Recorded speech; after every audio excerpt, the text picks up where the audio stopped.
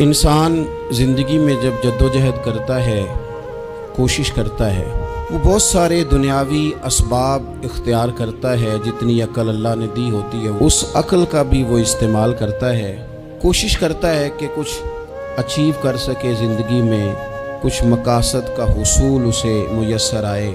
عزیز بھائیوں، ایک بات اپنے ذہن میں اچھی طرح بٹھا لیں اور لکھ لیں کہ زندگی میں جو کسی بندے کو کامیابی حاصل ہوتی ہے وہ رب تعالیٰ کی مدد سے حاصل ہوتی ہے۔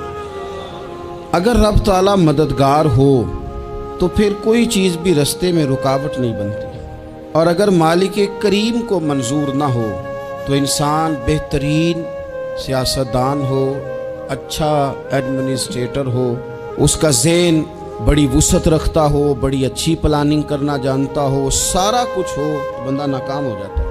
مسلمانوں کو جتنی کامیابیاں ملیں ان کا پس منظر صرف اتنا تھا کہ اللہ تبارک و تعالیٰ نے اپنے بندوں کی مدد فرمائی، اور اب تعالیٰ نے قرآن مجید میں اس حقیقت کا بیان کیا، فرمایا بل اللہ مولاکم، فرمایا بلکہ اللہ تمہارا مولا ہے، وَهُوَ خَيْرُ النَّاصِرِينَ، اور وہ بہترین مددگار ہے۔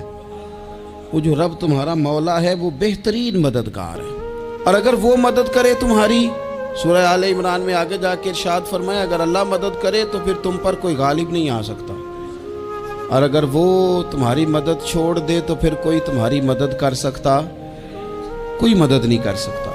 بدر کی جنگ بھی اور فتح مکہ بھی رمضان المبارک میں ہوا ہے۔ میں دونوں پر غور کر رہا تھا تو ایک نیا مضمون میرے ذہن میں آنے لگا۔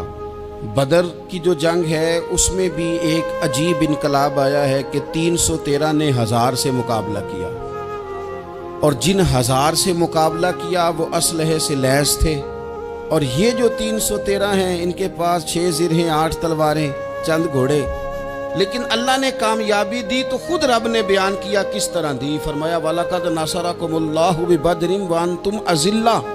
وہ کامیابی اس طرح ملی ہے کہ رب نے تمہاری مدد کی تھی، تم تو کمزور تھے، اللہ نے بدر میں تمہاری مدد کی، تم جیت گئے۔ وَلَقَدْ نَصَرَكُمُ اللَّهُ بِبَدْرٍ وَأَنْتُمْ أَذِلَّةٌ، اللہ نے بدر میں تمہاری مدد کی، تم تو کمزور تھے۔ پھر فتح مکہ نصیب ہوئی تو اس میں بھی بہترین منصوبہ بندی نبی پاک علیہ السلام نے فرمائی، بہترین حکمت عملی حضور نے اپنائی، لیکن ہمیں جو اللہ رسول نے بات سمجھائی وہ کیا ہے؟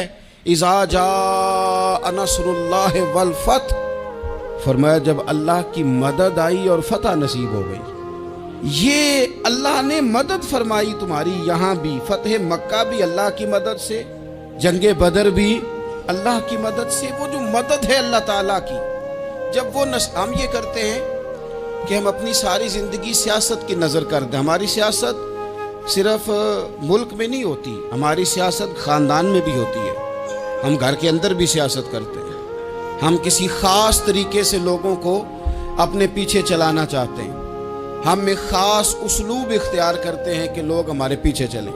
اس کا نقصان ہمیں یہ ہوتا ہے کہ سیاست جو ہوتی ہے یہ شطرنج کے ہیر پھیر کی طرح ہوتی ہے، تو اس کے راز بڑی جلدی کھلنے لگ جاتے ہیں، پتہ چل جاتا ہے کہ بندہ مخلص نہیں تھا، سیاست کر رہا تھا، طریقے سلیقے سے اس نے جوڑ کے رکھا ہوا تھا۔ ہم ہر جگہ سیاست کے بل بوتے پر چیزوں کو لے کے چلنا چاہتے ہیں، سیاستیں ناکام ہو جاتی ہیں، سیانے لوگ فیل ہو جاتے ہیں، بچتا صرف وہی ہے جس کے پیچھے رب تعالیٰ کی مدد شامل حال ہوتی ہے۔ اپنی زندگی کے اندر ہم جو کچھ بھی کر رہے ہیں، جس شعبے سے بھی ہمارا تعلق ہے، آج ہم نے اس بات پہ غور کرنا ہے کہ پہلے تو یہ غور کر لیں کہ جو کام ہم کر رہے ہیں کیا وہ کام ایسا ہے کہ اس میں اللہ کی مدد ہمیں ملے گی؟ اگر آپ کوئی معاذ اللہ ناجائز کام کر رہے ہیں، فعل حرام کا ارتکاب کر رہے ہیں، تو اس میں تو مدد الہی آئے گی نہیں۔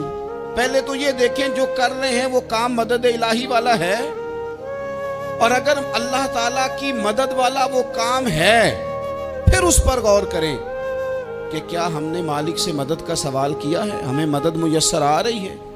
وہ میں نے بزرگوں سے ایک بات سنی تھی، وہ بڑی یاد رہ گئی۔ وہ فرمایا کرتے تھے قابلیت بھی بڑی چیز ہے لیکن قبولیت سب سے بڑی چیز ہے۔ قابل ہونا بھی بڑی بات ہے لیکن زیادہ بڑی بات یہ ہے کہ اس کی بارگاہ میں قبول بھی ہے کہ نہیں۔ اپنی زندگی میں اللہ کی مدد کی طرف بڑھیں، मालिक की मदद का हुसूल इख्तियार करने की कोशिश करें, अल्लाह के साथ अपने आप को जोड़ें। अगर अल्लाह की मदद नसीब हो, ये जो हम जितना डरते रहते हैं, सहमे रहते हैं, परेशान रहते हैं, कोई क्या कर देगा, हमारे यहाँ ना हर शोबे में माज़अल्लाह एक माफिया है, इल्ला माशाअल्लाह। वो माफिया कहता है मेरे साथ मिलोगे तो मैं चलने दूंगा, वरना मैं नहीं चलने दूंगा। मार्केट में आ ही नहीं सकता फलाना बंदा, क्योंकि यहाँ हमारा कब्जा है। और मेरे भाई, फिर बहुत सारे लोग जिनकी नीयतें और इरादे बड़े अच्छे होते हैं शुरू में, वो भी उस माफिया का शिकार हो जाते हैं और उनके रंग में रंग जाते हैं। याद रखना, किसी शख्स की ब्लैकमेलिंग का कभी शिकार ना होना, कभी किसी की मीठी और मुसज्जा मुकफ़ा बातों का शिकार ना होना। कोई क्या कर सकता है अगर अल्लाह मददगार हो तो? जिसको रब करीम उठाना चाहे उसे कोई गिरा सकता है? हम ये डरे डरे सहमे सहमे परेशान परेशान फैसला करने की ताकत नहीं, मुझे चलना चाहिए।